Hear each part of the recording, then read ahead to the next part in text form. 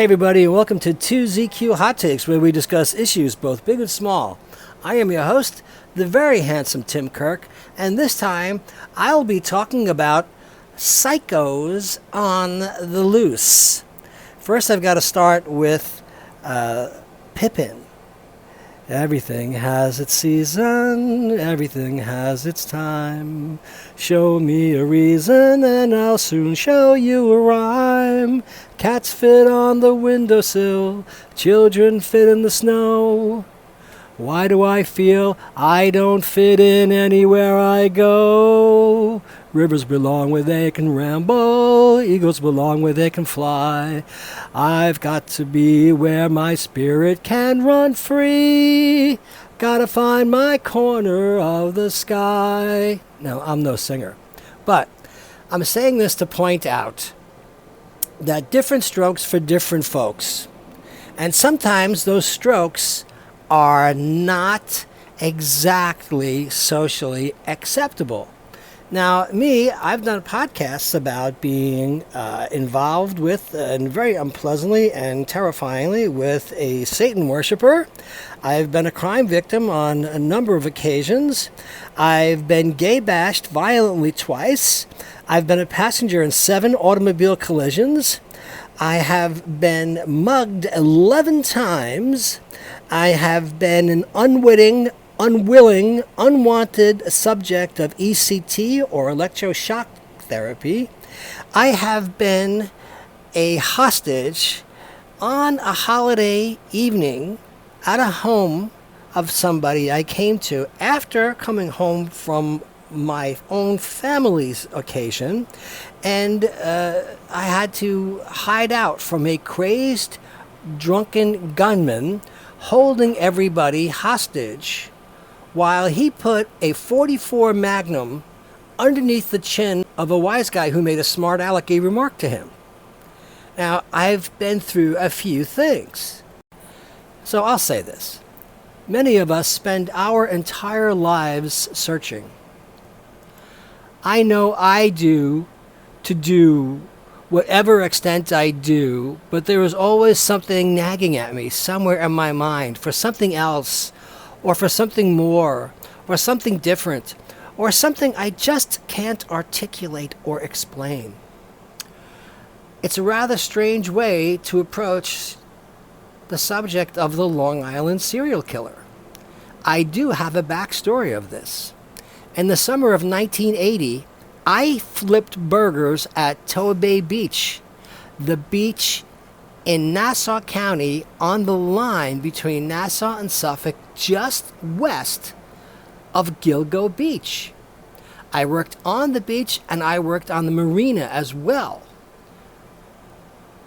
I used to love to drive that very long stretch from the water tower at Jones Beach straight down to Captree, and you'd go past Rye Beach and Oak Beach and the famous Oak Beach Inn all the way down to the bridge that took you over to Robert Moses State Park, which is the farthest west point of Fire Island. Now, at one point, a long time ago, there was so much beach erosion that the Jones Beach Parkway was in danger of collapsing. So the Army Corps of Engineers had boats and barges stationed a little bit offshore, and they were dredging sand from the water and then replacing it and piling it up higher on the dunes on the side of the highway. So it felt like you were driving through a canyon of sand at certain points, and beneath you, if you could see, you would see that the water had been eroding the sand underneath the pylons so that it was becoming dangerous. And I, of course, in my weird mind, thought that it was a strange thing to see, but also because I worked on the bayside in the marina at Toa Beach, it was next to a federally protected bird sanctuary. So very few people were allowed to go there. And if you went anywhere close to the bird sanctuary, you were very likely bitten by gigantic green flies. So it was an unpleasant place to go outside of just the marina area. And I thought it was strange that you could do things there only with a federal certificate or permit. And I remember soap operas were filming there, and they were doing location shootings at this bird sanctuary because of whatever the storyline was. That was the closest place they could go, but it was a rather big deal. So it was relatively isolated. And when the Army Corps of Engineers had created all these high dunes on either side of the highway, I thought to myself, in the weird part of my mind, that if someone wanted to murder somebody, they could easily stash the body underneath these pylons, and when the boats came along, they could just cover people up, and you'd never be able to find them, or no one would be able to look for them, or no one would even think to look for them. And I said this to people, and they all looked at me as if I was crazy, or as if I was somebody who was going to do this. But I just thought it was a really strange thing. So, I've always kept that in the back of my mind. Fast forward to one night in the 90s. Bruce and I went to the Lure, a fetish bar at 409 West 13th Street in the Meatpacking District, when it was still actually the Meatpacking District. It was seedy. The Lure stood for leather, uniforms, rubber, etc. Mostly leather, but anything went. I looked at the overwhelming majority of the fetishes, which were the attraction to many patrons of the place, as mere window dressing. For me, anyway. But I learned about a number of people who hung out there who were looking for some dom sub-scenes, including ones where they would be submerged or in some sort of binding costume where their breathing would be regulated via patches of cloth or rubber held up against their mouths and noses, or they would be in some sort of contraption where they would breathe through a tube like a snorkel, and all weird shit I could never get my head around or have any interest in participating in. Not my flavor. But to each his own, said the farmer as he kissed the cow's ear, which is why I quoted Pippin, and I sang off key. There were occasionally even Orthodox Jews who would come in groups out of curiosity and ask people loads of serious questions and then suddenly leave. I got hit on by a well-known porn star while waiting online to buy drinks, and one night a tall, thin leather guy in a bodysuit that had a leather coxcomb, a chainmail facial veil, and leather finger gloves, who had been mysteriously surveying the room we were in and walking around the place in a slow, distinct manner, suddenly approached us as the bitter Charles Nelson Riley and asked us if we had change for $1 or $2. We did, and while we were making change, he told us the fucking bartender wouldn't give me any fucking change for the fucking pool table, which kind of distracted from the mystique he was working so hard at radiating. Strange stuff all the time. All sorts of weird shit. And when they turned the house lights up at the end of the night, it was a freak show. I mean, seriously. And I am talking corner of the sky from Pippin. So we were there, and this one guy, who was in his mid-50s, above, sort of 50s, going into 60s maybe, who was a bit stocky, had a mustache, wore older guy comfort clothes, jeans, boots, flannel shirt, I think a car coat jacket thing named Rod, was sitting next to me and started chatting me up while we were sitting in these bleacher seats they had in the pool table area. He was proud of being on the cover of a zine at the time. I don't know if you remember zines, but in the 90s, pre-internet, they had things called zines instead of blogs, which were small niche magazines. And he proudly carried it around with him to show and tell anyone he could.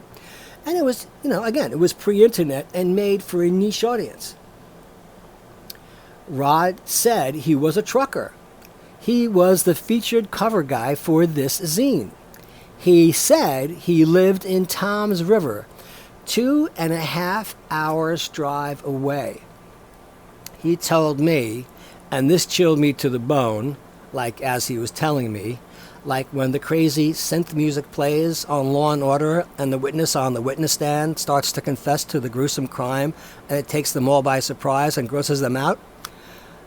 I knew exactly then this guy was another John Wayne Gacy. Really.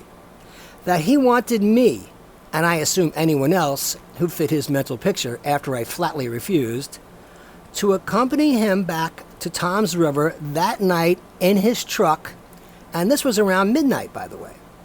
Now, I don't know if this guy actually had a truck, if he lived in Tom's River, if any of what he said was the truth, but this is how he portrayed himself. He told me that he lived at home with his 85-year-old mother. He also told me that he turned the basement into a fully equipped black-painted dungeon and that he had a steel chain winch with shackles that hung from the ceiling. Now, if he actually did have a home in Toms River, New Jersey, and he actually was a trucker, and he had a truck, was his mother Norman Bates' mother, and she was the mummified skeleton remains sitting in a rocking chair, it's quite possible. He told me that he wanted me to come with him right then and there so that he could take me, strip me down, shackle me, hoist me up to the ceiling facing down, and I assume drug me into unconsciousness, and then take a speculum type of thing that inserts into your urethra to widen it. Like, okay, this will be fun. I'm into it, man. Totally hot scene. A mutually gratifying, consequence-free, erotic, wild ride experience. And I assume he would stab and carve me into pieces and eat the body parts like a cannibal. And of course, I assumed that he wanted to tie my remains into a weighted body bag and toss them into the water nearby. I was fucking horrified, and this freak was totally nonchalant, which made it scarier. He just moved on to the next potential unsuspecting victim. Bruce still is quite uncomfortable even discussing this guy. Fuck no. And I have never got the chill of that sick motherfucker out of my head, and it was between 25 and 30 years ago. And how many other rotting remains are at the bottom of the river nearby, or have been buried and cemented into the walls of that house? And when people talk about this guy Rex Heuermann, understand these people are very ordinary in their appearance and their demeanor, just like they say about Rex Heuermann. You would just take him for granted. But underneath lies a very, very sick mind. Be careful. Be very careful. Thanks for listening. See you next time. And as the kiddies say, peace out.